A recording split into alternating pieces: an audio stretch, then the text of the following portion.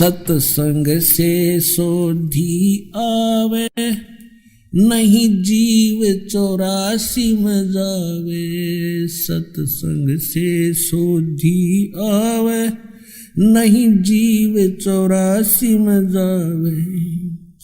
अब मेटो द्वेष और राग,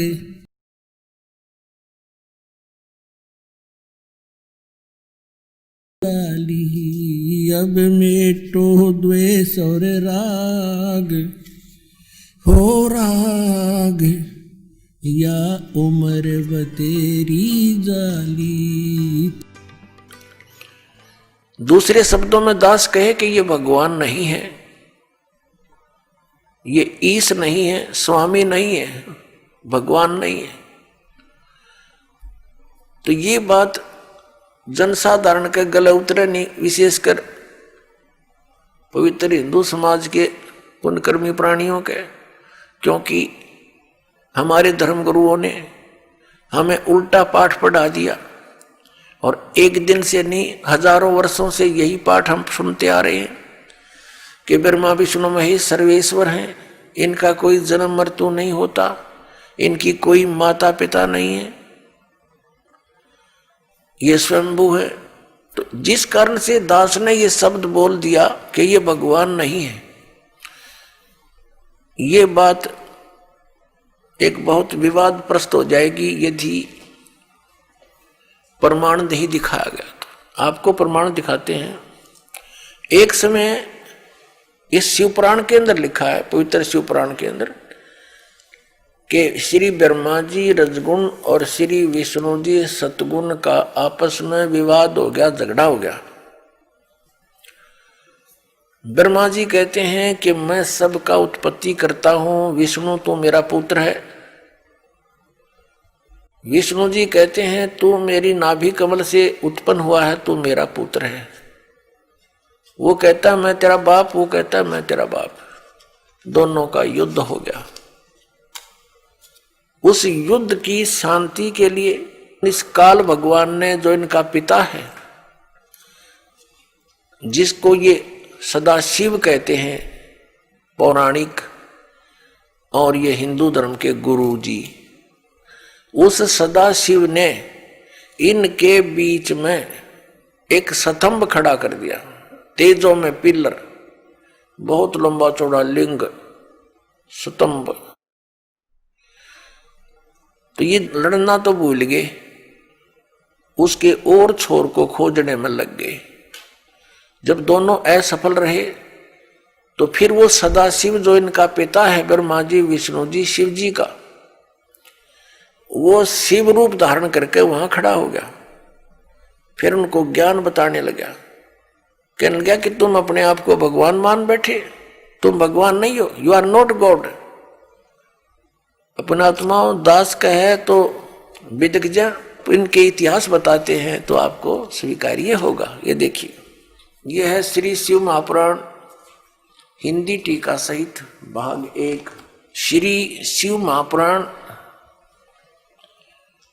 विद्या अवरिधि पंडित ज्वाला प्रसाद जी मिश्र कृत हिंदी टीका सहित, खेमराज श्री कृष्णदास प्रकाशन मुंबई, इतने यहां से प्रकाशित है। हम इसके ये देखिएगा, इसके पृष्ठ नंबर 11 से हम शुरू करेंगे।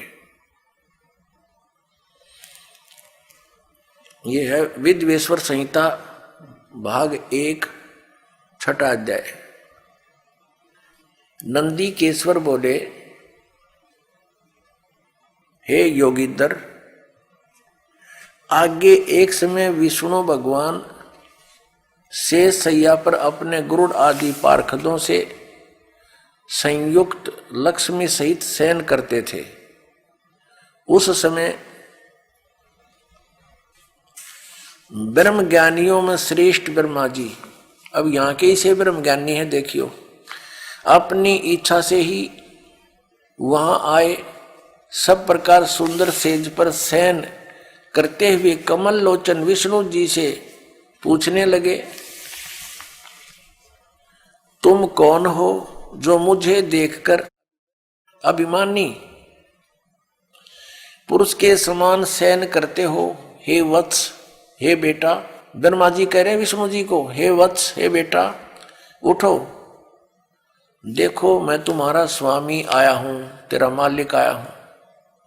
आए हुए गुरु को देखकर जो अभिमान करता है उस द्रोही मूड का प्रायश्चित होना उचित है। यह सुनकर विष्णु जी के अंतर में तो क्रोध हुआ, अंदर तो बड़ा गुस्सा आया, पर ऊपर तो शांत बने रहे, परंतु बाहर से शांत रहे और बोले हे वत्स, हे बेटा तुम्हारा मंगल हो, बैठो इस आसन पर विराजमान हो। अब विष्णु जी कहे उसने ब्रह्मा जी को कहा जा बेटा बैठ जा। इस समय तुम्हारा नेत्र कुटिल और मुख वक्र यानी टेढ़ा क्यों हो रहा, गुस्से में हो रहा था ब्रह्मा जी। ब्रह्मा जी बोले हे वत्स, हे बेटा विष्णु, तुमको समय के प्रभाव से अभिमान है। हे पुत्र, मैं तुम्हारा रक्षक और जगत का पिता मैं हूं। विष्णु जी बोले यह तो सब जगत मुझ में सचित है, तुम चोर के समान किस प्रकार अपना कहते हो।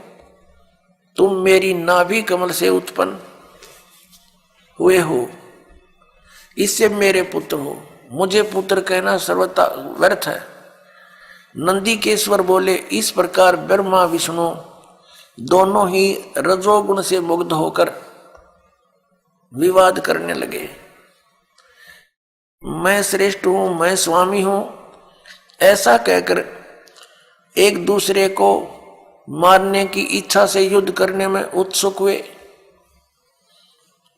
अब देखो संपूर्ण देवता विमान में बैठकर वो तो लठ बजाने तैयार हो रहे हैं, और हमारे देवता फिर क्या क्रिया करते हैं। तब संपूर्ण देवता विमानों में बैठकर उस महाअद्भुत युद्ध को देखने चले आए और आकाश में उनके ऊपर फूल बरसाने लगे। वारे देवताओं, बताइए देवताओं के काम है, दो भाई लड़ भी रहे हैं किसी कारण से, भले पुरुषों का काम है उनका बीच बचाड़ा करके छुटवावे, उनसे युद्ध बंद करवावे, और ये देवता फूल बरसावे। कहाँ मरो कटके, देखो कौन सा तगड़ा है। तो ये सारा एक काम बिगड़ा पड़ा पुण्यात्माओं इस तत्व ज्ञान के अभाव से। अब हम उस प्रसंग पर आते हैं कि जिसके अंदर ये कहा गया है इसी पवित्र पुराण में कि ब्रह्मा और विष्णु तुम भगवान नहीं हो, यू आर नॉट गॉड। देखिए अब हम आगे हैं 17 पृष्ठ पे, और विद्वेश्वर संहिता भाग 1 अध्याय 9, ये वही प्रसंग यहां तक चल रहा। नंदीकेश्वर बोले इस प्रकार भगवान ने उन नम्र हुए। अब क्या हुआ कि उन दोनों के बीच में, अभी आपको बताया था, उन दोनों ब्रह्मा और विष्णु जो लड़ रहे थे उनके बीच में एक पिलर खड़ा कर दिया तेजों में, लिंग बहुत लंबा चौड़ा जिसका कोई और छोर उन दोनों को नहीं मिला। और फिर ये स्वयं प्रकट हो गया। कौन? इनका पिता, ये सदाशिव बोलते हैं इसको, ये काल ब्रह्म जिसने गीता का ज्ञान दिया। अब यहां देखिए, हम जो आपको दिखाया था फिर देखिए, ये पृष्ठ 17 पे विद्वेश्वर संहिता भाग 1 अध्याय 9 पर नंदीकेश्वर बोले इस प्रकार भगवान ने उन नम्र हुए ब्रह्मा और विष्णु पर अनुग्रह करके उनके युद्ध में परस्पर उनकी सेना मारी गई थी उस सब को, यहां देखें, उन दोनों की अज्ञानता और वैर को दूर करने के अर्थ उनसे क्या कहा। काल भगवान ने, सदाशिव ने क्या कहा कि मेरे सकल और निष्कल यानी साकार और निराकार में भेद से 2 रूप हैं, परंतु और ईश्वर नहीं है, मेरे अतिरिक्त कोई प्रभु नहीं है। इस कारण उनके 2 रूप नहीं हो सकते। पहला सतम रूप और दूसरा पीछे मूर्तिमान रूप धारण किया। इसमें ब्रह्म रूप निष्कल है, ये निष्कल है, निष्फल नहीं। और ईश्वर रूप सगुण है। मेरे ये दोनों रूप सिद्ध हैं, दूसरे किसी के नहीं हो सकते। इस कारण तुम दोनों को अथवा दूसरों को ईश्वर तव की प्राप्ति नहीं हो सकती। तुमने जो अज्ञान से अपने को ईश माना, तुमने अज्ञान से अपने को ईश यानी भगवान माना, यह बड़ा अद्भुत हुआ। उसके दूर करने को ही मैं रण स्थान में आया। अब तुम दोनों अभिमान त्याग कर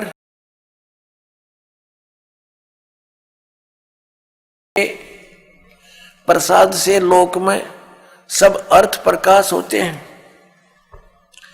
मैं ही परब्रह्म हूं। अब ये काल बोल रहा है, अब यहां विचलित कर रहा है इनको। मैं ही परब्रह्म हूं, मेरा ही कल अकल रूप है। ब्रह्म होने से मैं ईश्वर हूं। अनुग्रह आदि मेरा कर्त्य है। सर्वव्यापी होने से और जगत के वर्धक होने से मैं ब्रह्म हूं। हे ब्रह्म केशव, समतव और व्यापक होने से मैं आत्मा हूं। मैं इस सब का ईश हूं। यह मेरा है, मेरे सिवाय किसी दूसरे का नहीं है। प्रथम तो ब्रह्म तो ज्ञान के निमित्त निष्कल ब्रह्म का प्रादुर्भाव हुआ। 18वें पृष्ठ पर चलते हैं। इससे मैं अज्ञात रूप हूं, पीछे तुम्हें प्रगट दर्शन देने के निमित्त साक्षात ईश्वर तत्क्षण ही मैं सगुण रूप हुआ हूं।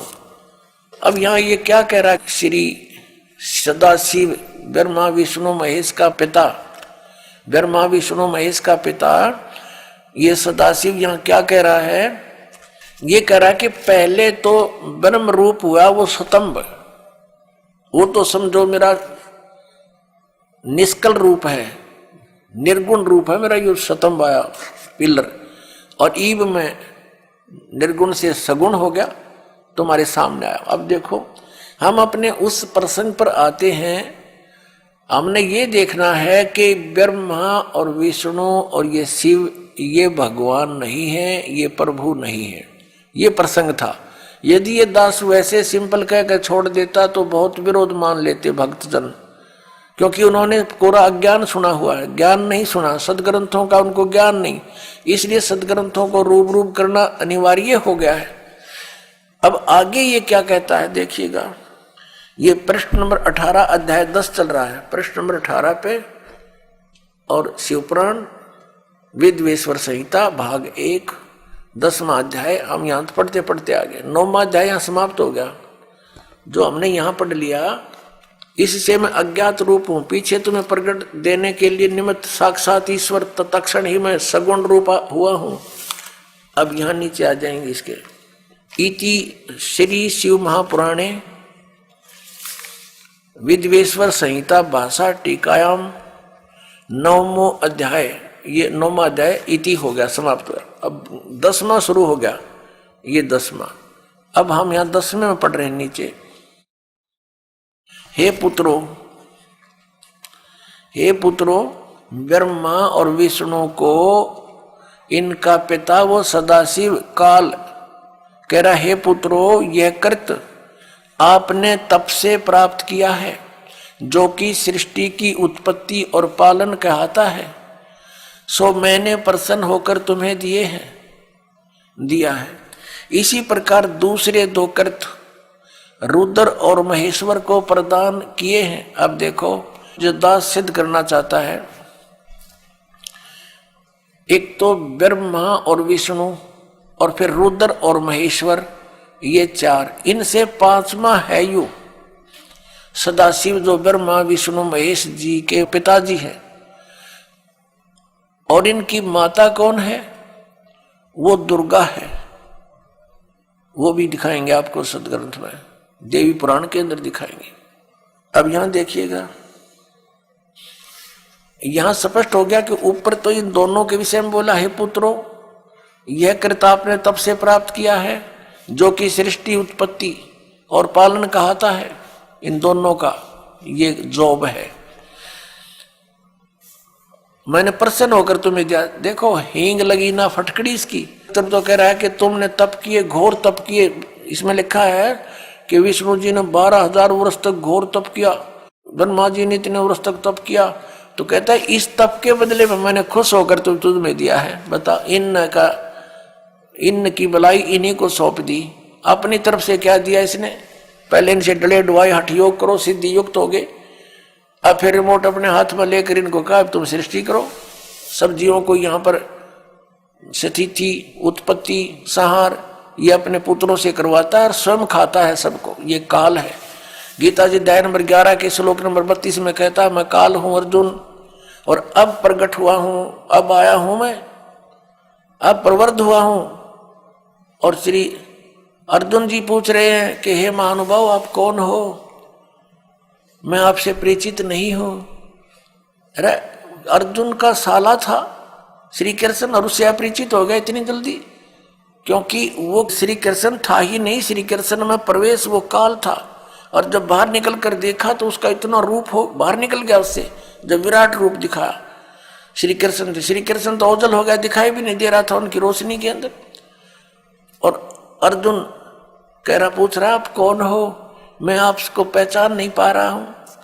तो काल था। वो कहता है मैं काल हूं और सबका नाश करने के लिए अब प्रवृत्त हुआ हूं। तो ये इनका पिता है। और वो क्या कह रहा है कि ब्रह्मा और विष्णु तुम्हें दो जो कृत जॉब दिए हैं, तुम्हारे को दो विभाग दे दिए। एक तो उत्पत्ति विभाग, रजोगुण विभाग से उत्पत्ति होती है, ब्रह्मा जी को रजोगुण युक्त कर दिया और विष्णु जी को सतोगुण युक्त कर दिया, और तीसरे अपने पुत्र को तमोगुण युक्त कर दिया, अपना स्वरूप बना लिया। कहते सदाशिव कहता है जब ये खड़ा है कि मैं इन्हीं के रूप, ये मेरे ही स्वरूप में है। और ये कैसे छल करता है, जब किसी को विष्णु रूप में दर्शन देता है तो उसमें अपना विष्णु रूप धारण कर लेता है और उसी विष्णु रूप में संबोधन करता है। तो उस कारण से विष्णु पुराण बन गई। और जिसमें इस शिव रूप में धारण करके किसी को ज्ञान दिया है तो उसके आधार से शिव पुराण की रचना होगी। ये है वो काल जो कहता मैं कभी अपने ओरिजिनल रूप में किसी के समक्ष नहीं होता, मेरे कर्म और जन्म अलौकिक हैं। गीता जी के अध्याय नंबर 4 के 5 और 9 में इसने स्पष्ट किया है। और साथ में कहा है कि जब धर्म की ग्लानि होती है मैं अपने अंश, अपने आत्मा, अपने अंश अवतारों का सृजन करता हूं, उनको यहां प्रकट करता हूं, भेजता हूं, उत्पन्न करता हूं। जैसे श्री राम, श्री कृष्ण आदि।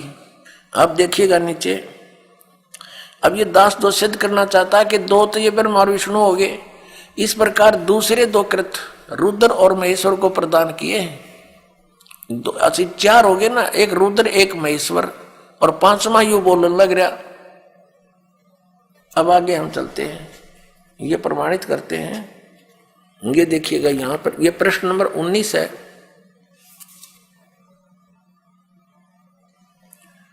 और ये विद्वेश्वर संहिता भाग 1 अध्याय 10 चल रहा है, यहां से हम लेंगे। हे सौम्य, मेरे अज्ञान से विमुख होने से तुम्हें अज्ञानता आ गई। विष्णु और ब्रह्मा जी को कह रहे हैं मेरा ज्ञान होने से ऐसा नहीं होता, ज्ञान और रूप महेश के तुल्य हो जाते हैं। इस कारण इस ज्ञान की सिद्धि के निमित्त ओंकार नामक मंत्र जप करो। अभिमान दूर करने वाला, यह अभिमान दूर करने वाला है। सोई निज मंत्र उपदेश करते हैं। यह ओंकार मेरे मुख से उत्पन्न होने से मेरे ही रूप का बोधक है, यानी ब्रह्म का, और महामंगल करने वाला है। यह वाचक है, मैं वाच्य हूं। यह मंत्र मेरा आत्मा है कि उसके स्मरण से मेरा स्मरण होता है। उत्तर की ओर मुख से आकार का इसका बहुत वर्णन दे रखा है। पश्चिम के मुख से उकार का, दक्षिण के मुख से मकार का, पूर्व के मुख से बिंदु का और मध्य के मुख से नाद उत्पन्न हुआ है। इस प्रकार पांच प्रकार से यह निर्गत हुआ, सब एक होकर ओम ऐसा एक अक्षर हो जाता है। ओम ऐसा एक अक्षर हो जाता है। अब हम इससे इतना ही लेंगे। इस पवित्र पुराण ने हमारा बहुत सा काम हल्का कर दिया इस दास का। एक तो ये सिद्ध कर दिया कि ब्रह्मा और विष्णु और शिव और रुद्र, महेश्वर जिसको कहते हैं, ये भगवान नहीं है, ये ईश नहीं है। इसलिए दास कहता है कि तीन मुख्य रूप में दास के प्रवचनों में ये ब्रह्म समझो। एक सरब्रह्म, एक अक्षर ब्रह्म और तीसरा परम अक्षर ब्रह्म।